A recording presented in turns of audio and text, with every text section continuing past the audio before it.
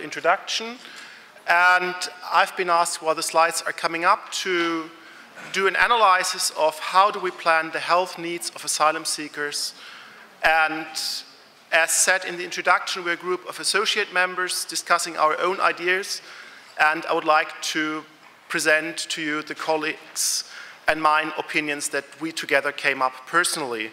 So, looking into the issue of migration and refugees, migration is not a solid state. It's something that's very much in the flux. You can see it every day in the news. People are in their home countries, and for reasons that you would probably wish to nobody, they are in most cases forced to leave their home countries. That may be wars, that may be natural disasters, that may also be extreme poverty or torture. And of course, there is supposed to be a healthcare system in the home country, but most likely it's not going to exist anymore at the time. Then there comes a transit phase, and there the people are obviously no longer under the protection, if you want to call it that way, of their home country, but they also have not arrived to any new settlement place. So to us, there's just a big question mark, who is even providing healthcare for these people?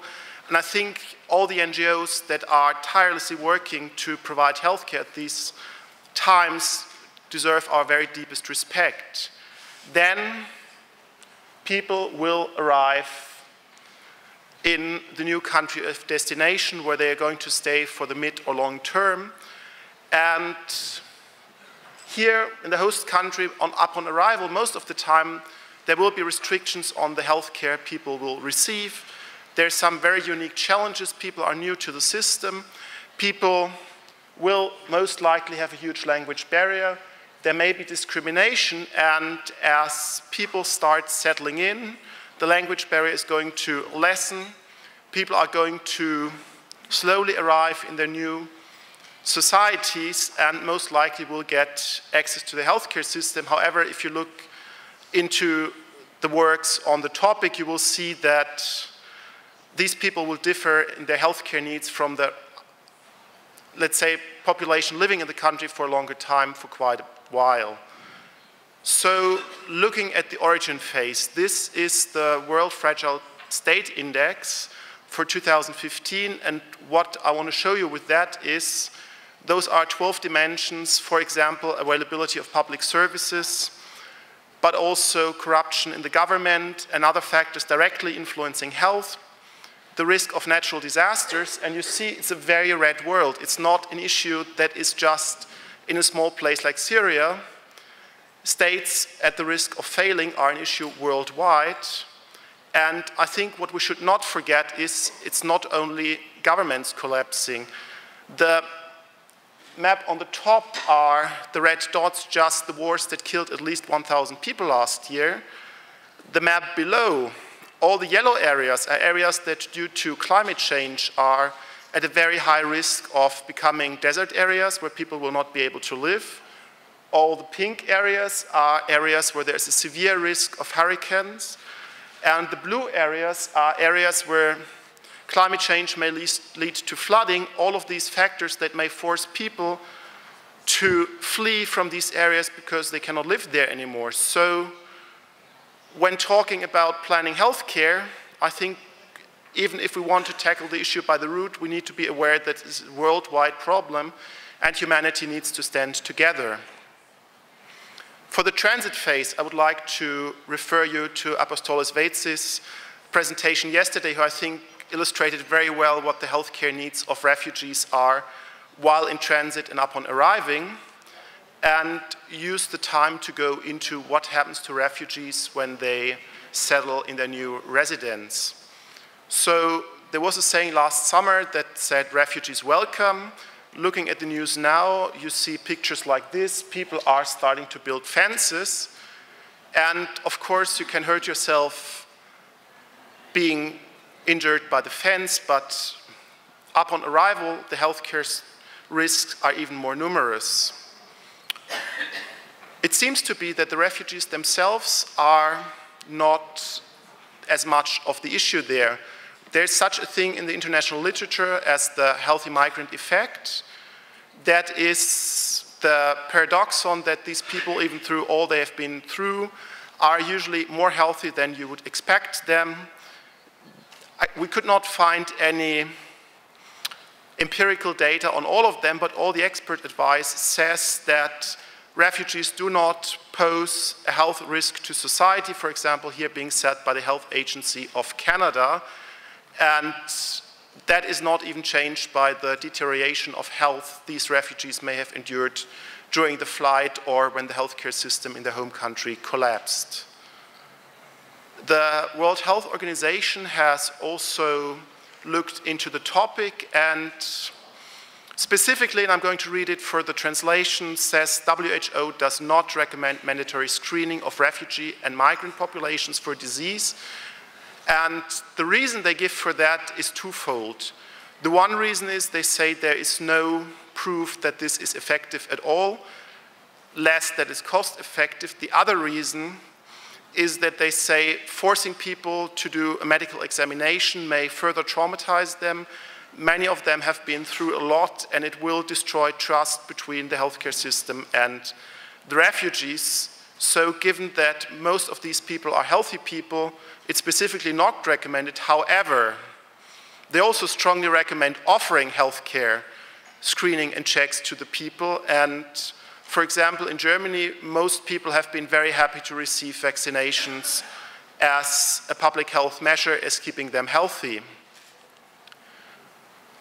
Unfortunately, the healthcare services for refugees is quite restricted. So this is now 11-year-old data. For some reason I could not understand. There was no empirical data on what healthcare services are available in 2016.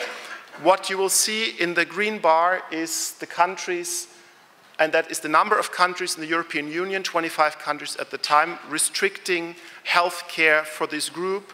So with pregnant women, still 5 countries are restricting the healthcare available to them compared to what the regular healthcare in the country is. For children, it's 6, and for adults, almost half the countries will not provide the full healthcare scheme that is available to the general population in the country. Again, there is no data for 2016 in that form. However, looking at the news, I think it's safe to assume that this situation has not been changed in favor of more healthcare for refugees. And that's also the observation that we're having in the clinics on a daily basis. Unfortunately, it doesn't even stop from there. I could not talk about this topic without telling you the story of the Christmas Island medical officers, which is something that has now happened 2 years ago. For those of you who do not know the story, Australia, being a country filling an entire continent, can only be reached by sea. And if you come as migrant to Australia, you will be put to arrival/detention center on a remote island such as the Christmas Islands, and there's contracted health services there. They're supposed to deliver standard health care. However, this standard health care was perceived by some doctors having to treat children who had been hospitalized in Australia to be so afraid for their patients' health that they refused to send them back. And actually the doctors there on the island wrote an 80-page letter of concern to higher authorities voicing their concerns. It's a very readable and very shocking document that I would recommend to you. For the brevity of time, I'm just going to read the recommendation/the summary. And there, the doctors, our colleagues, wrote, "These concerns include the numerous unsafe practices and gross departures from general accepted medical standards, which have posed significant risk to patients and caused considerable harm." So in plain English, people have been hurt by the healthcare system providing for them. Unfortunately, the story gets even sadder. The World Medical Association had to become active last summer because the Australian government introduced a law that criminalized medical doctors from calling out to that. And with that, I would like to quote from the press release the WMA's immediate past president, Xavier Doe. "This is," and I'm reading again for the benefit of translation, "effectively an attempt by the Australian government to gag physicians by making their advocacy for the health care of asylum seekers in Australia in detention camps, a criminal offense, such a procedure is not acceptable. And I think there's nothing to add here. It is not acceptable from forbidding us to speak up for our patients, and refugees are, as we've seen for the last 1.5 days, a very vulnerable group of patients that need us. So, one argument I would also like to diffuse is that we cannot just afford to provide our great standard of health care for everybody and people will just come. And this graphic is from a German publication, my home country, published in PLOS ONE last year. And what you see on the slides is the red dots and the red lines are the per capita expenses that were incurred by authorities for the health care of refugees that were under the German restricted scheme that Montgomery talked about yesterday. And the green line were the per capita expenses that were incurred for refugees that were funded health care under the general German healthcare scheme available to all citizens insured in the public insurance. And what you see very easily, it has been cheaper to give people full access to the healthcare system with treating chronic disease, which were essentially excluded under the other scheme. And just a reminder from yesterday, as Professor Montgomery said, 1 out of the 16 states alone saved over 10 million euros in a single year when they provided good health care to all refugees. So I want to really make the argument not to create a class of patients that is not receiving the health care they should be. Finally, in this block of the presentation, it seems to be that the asylum process itself is also a factor for healthcare. This is a Dutch study on Iraqi immigrants. The two groups are people that have been in the Netherlands for less than 6 months, freshly arrived to the asylum process. Let me remind you, they were coming in 2005 from Iraq, which was essentially a war zone. And then there is people who have been in the asylum process in the Netherlands, one of the most developed countries in the world, for more than 2 years.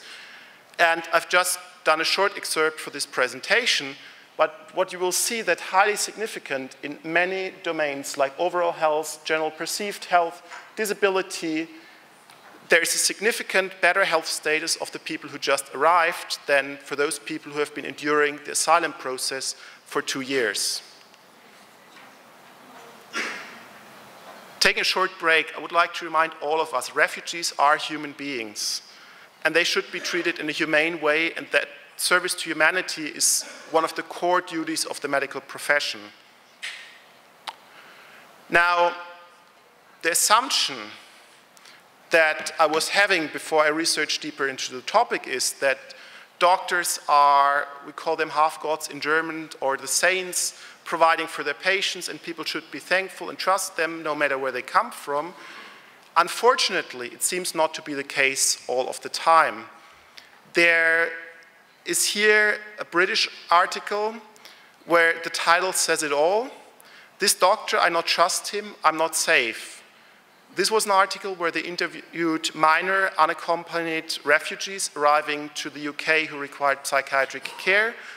And now maybe you would say there's numerous quotes like that in the paper. These are psychiatric patients, that may be part of their disease. But now I looked a little bit deeper, and this is a work done in Durban, South Africa. Again, there is no big empirical research where you could expect thousands of people being interviewed. It's just unstructured or semi-structured interviews with people, but here they conducted interviews with private practitioners in Durban, South Africa, where they knew that they were providing health care to refugees, and in the local setting, the refugees would have been able to get free health care in the public system, yet they decided to pay a considerable amount of money to see a private doctor, and they asked the doctors why. So here is what one of our colleagues responded, and I'm again going to read it. Refugees are stressed by the public health system, which according to them lacks respect for patients' values, attention to patient preferences, and expressed needs. So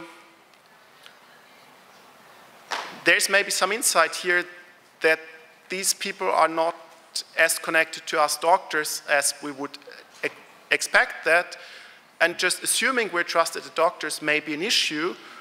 Looking a little bit further, I think a colleague even gave the answer. He said, building trust requires a lengthy time spent together and a sharing of some social and cultural values and understanding. Now, if you exert some empathy at that point, just imagine yourself not having medical training and having to go see a doctor in a system where these people are coming from and taking their role. I think it's quite reasonable to understand that culture may be a barrier here that is an issue when building a doctor-patient relationship that we should be aware of. And finally, for the studies, there is another study from the United States. Here they had a look at refugees who had been resettled to California, had been living in the United States for a while, and they looked at the challenges that these people faced, and again, they did semi-structured interviews. And this work, again, is done like the previous works. There's a lot of very striking quotes on the publication, and I just want to take out a case example, and that is an anesthesiologist talking to one of the interviewers, recalling a patient and complaining. And what she said is, your patients are so incompliant, and we have this patient here now, and she doesn't care that she's going to, the kid's going to die. She doesn't want to sign the letter being a consent form, and we really don't know if we want any more of your patients. So the interviewer questioned what had happened, and the story behind it was that that refugee mother didn't really speak English very well. There was no